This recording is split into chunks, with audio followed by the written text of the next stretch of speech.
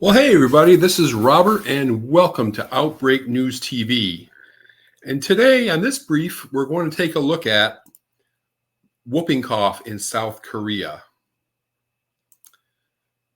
Now, the South Korea Infectious Disease Control Department is reporting a 3,218% increase in pertussis or whooping cough cases in 2024 to date.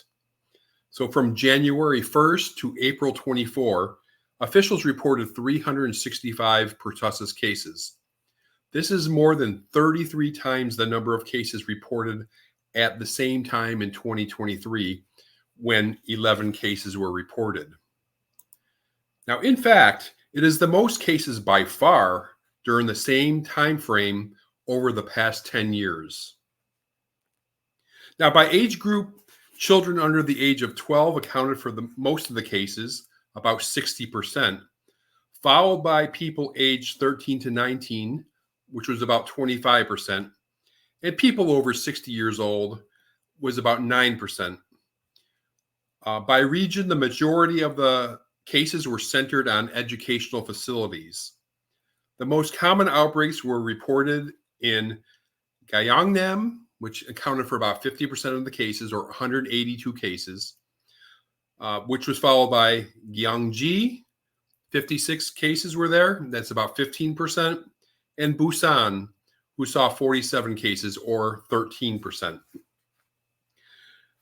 Now, Director Ji Young-mi of the Korea Disease Control and Prevention Agency said, quote, "Considering that whooping cough is trending around the world this year, mainly in children and adolescents, we will closely monitor the epidemic situation and do our best to respond to the epidemic situation through review meetings centered on epidemic areas."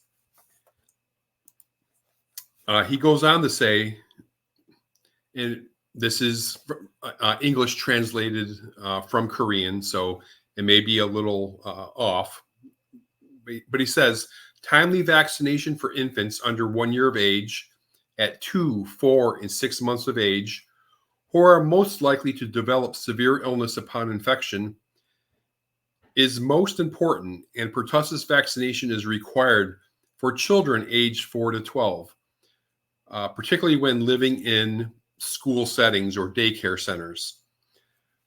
You must receive the fifth to sixth dose, and if the vaccination is not completed, there is a high risk of being infected with whooping cough or spreading the infection to friends and siblings. So you must participate in the additional vaccination and receive the vaccination at school and local governments." He emphasized, "We will actively encourage this." Now, whooping cough is a highly contagious respiratory illness that spreads by coughing and sneezing while in close contact with others. Left untreated, it can spread from a single infected person for several weeks, with people in the early stage of disease being the most contagious. It is a serious disease.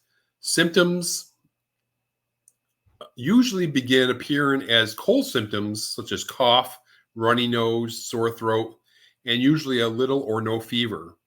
Now, after several days, the cough may become more severe.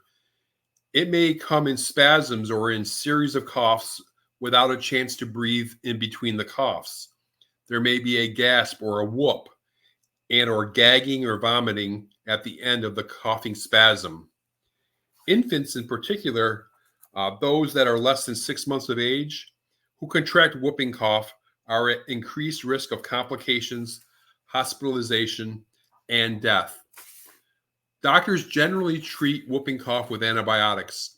There are several antibiotics available to treat whooping cough. It's very important to treat whooping cough early before coughing fits begin. Treating whooping cough early can, A, make the illness less serious, and B, help prevent the spreading of the bacteria that causes it to spread to others. Starting treatment after 3 weeks of illness is unlikely to help, even though most people will still have symptoms. By then, your body has gotten rid of the bacteria, but the symptoms are still there due to the damage already done to your body.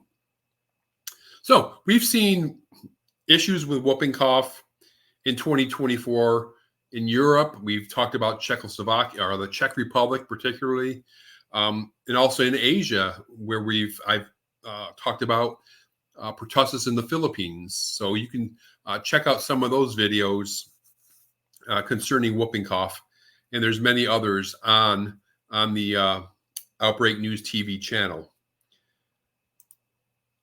Subscribe to the channel, like this video, comment below, and share with your friends. And I'll see you next time on Outbreak News TV.